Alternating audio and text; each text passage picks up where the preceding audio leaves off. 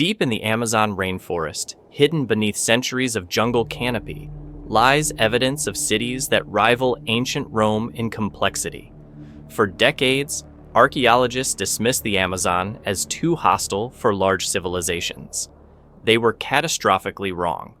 In 2024, researchers flying over Ecuador's Upano Valley activated LiDAR scanners. Light detection and ranging technology shoots laser pulses through dense vegetation, mapping terrain with ruthless precision. What bounced back rewrote 500 years of accepted history. The data revealed over 6,000 earthen platforms, interconnected roads spanning hundreds of miles, and agricultural systems supporting tens of thousands of people. This wasn't a scattering of villages. This was urban planning on a scale Europe wouldn't achieve for another 1,000 years. The civilization responsible is called the Upano culture, though that's just our label for people whose real name vanished with their language. They flourished between 500 BC and 600 AD, building their cities in what is now eastern Ecuador, nestled between the Andes Mountains and the Amazon basin. When Roman engineers were constructing aqueducts, Upano architects were designing something far more ambitious. Here's what makes this discovery so jarring. The Amazon has always been portrayed as humanity's green hell, a place where nature crushes civilization rather than cradles it. Jungles devour stone, rivers flood settlements. Soil is supposedly too poor to feed large populations. Every textbook taught us complex societies needed river valleys like the Nile or Mesopotamia, places where nature cooperated. The Amazon was where ambitious cultures went to die, except the Upano people didn't get that memo.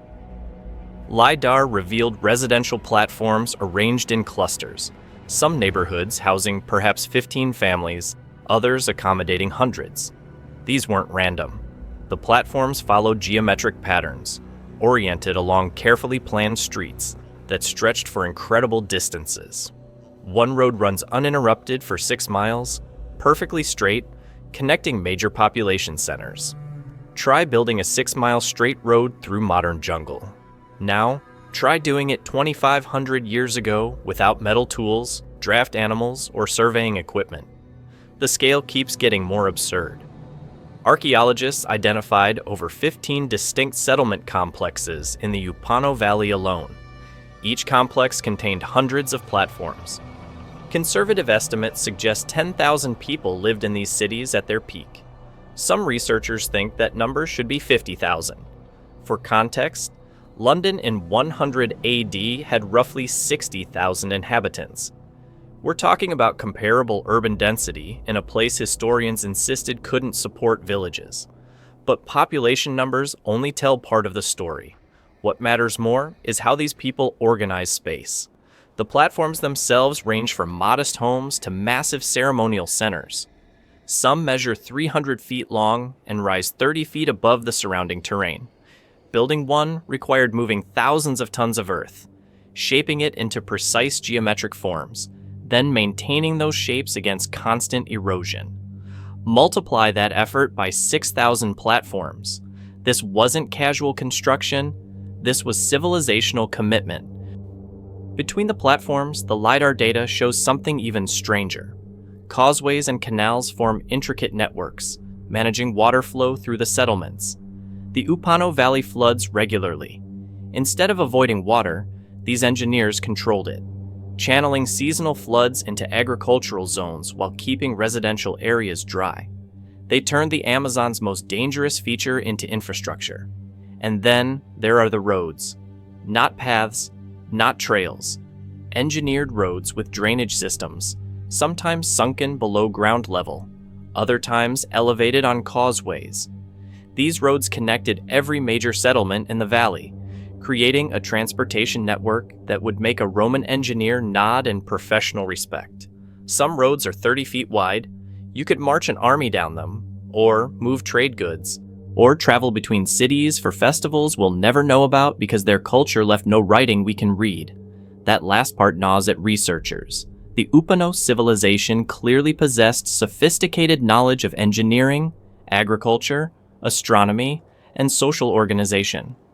They built cities that functioned for over 1,000 years, but they vanished almost completely from human memory. No Spanish conquistador ever saw these cities at their height. By the time Europeans arrived, the jungle had already reclaimed most of the evidence, which raises the question nobody wants to ask too loudly. How many other civilizations are still hidden under the canopy? The Amazon basin covers 2.1 million square miles. LiDAR surveys have covered maybe 1% of that area. Every time researchers fly over a new section, they find more earthworks, more platforms, more roads. The Upano culture isn't an exception. They're an example. In Bolivia, LiDAR revealed the remains of urban settlements built by the Casarobe culture, a group that thrived between 500 and 1400 AD in the Llanos de Mojos region. These weren't primitive villages either. Researchers found raised fields, fish weirs, water management systems, and ceremonial centers covering hundreds of square miles. The Casarobe built their civilization in a floodplain, a place modern agronomists would call impossible to farm intensively. They fed what might have been 1 million people using techniques we still don't fully understand. And that's just what LiDAR can detect. The technology maps terrain, not culture. It shows where people modified landscapes, not how they lived, what they believed, or what stories they told their children. Every platform represents hundreds of lives. Every road represents thousands of journeys. All of it silent now.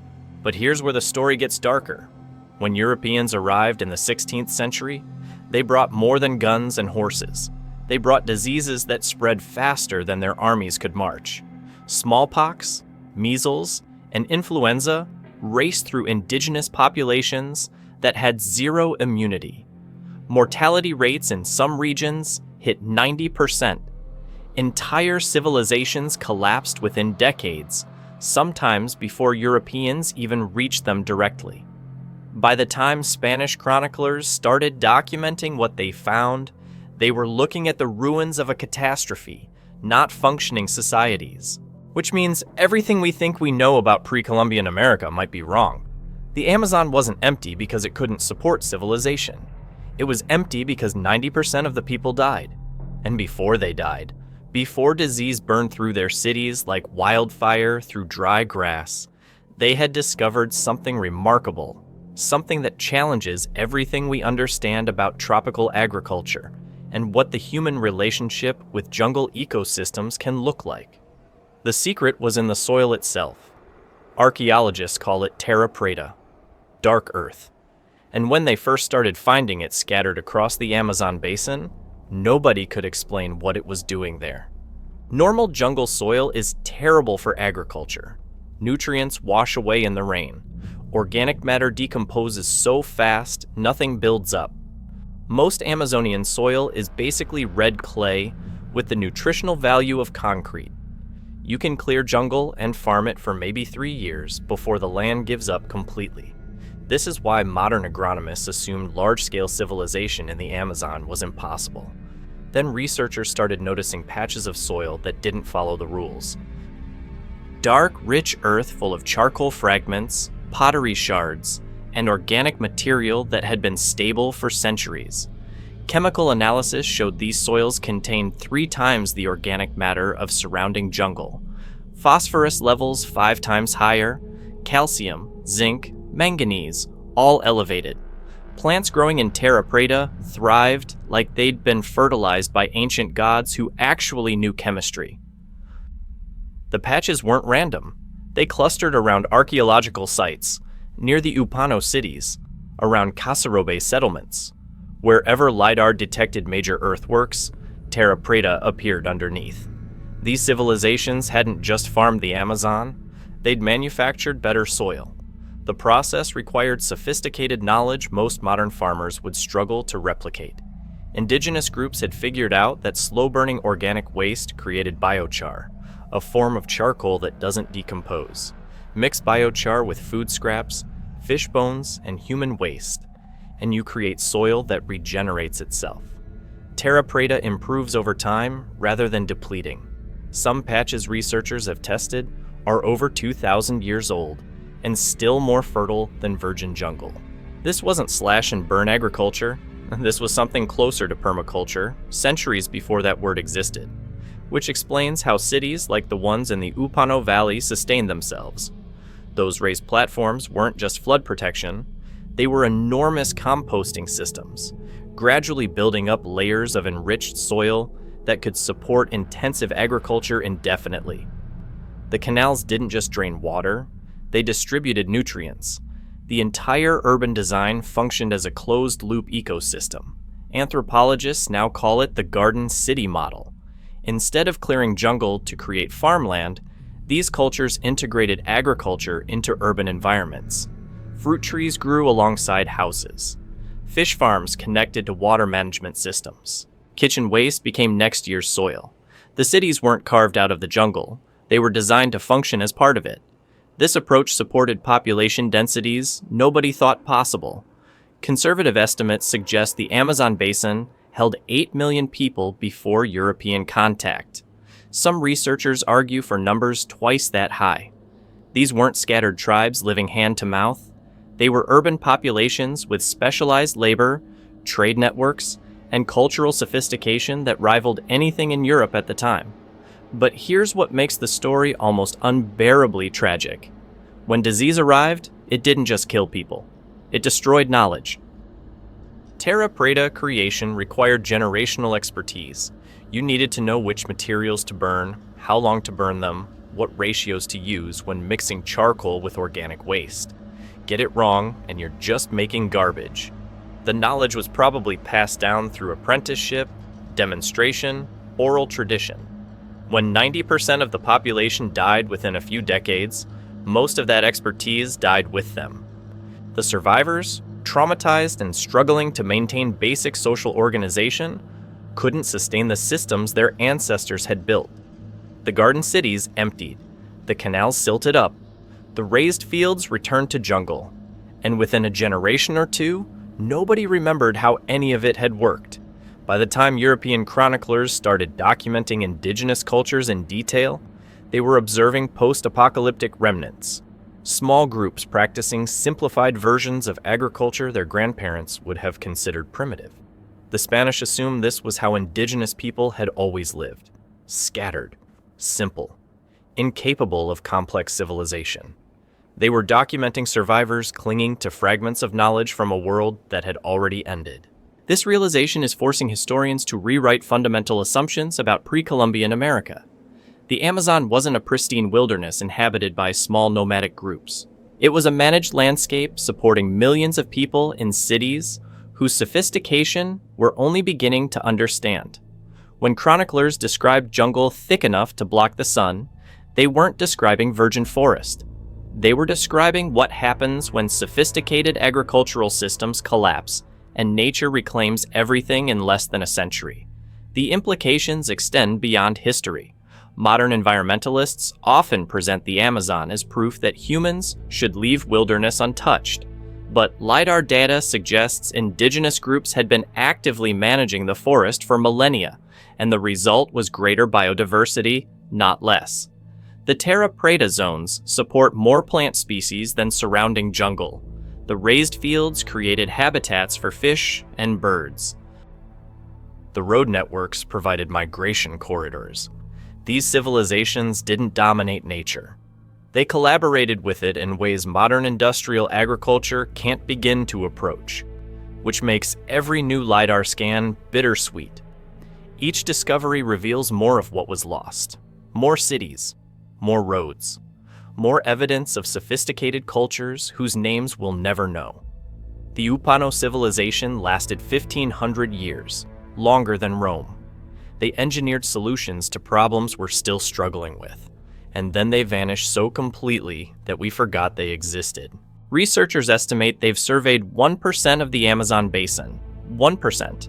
The other 99% is still waiting under the canopy, holding secrets about how humans can build lasting civilizations in environments we've written off as impossible.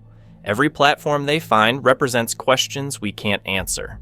Every road leads to places we'll never fully understand.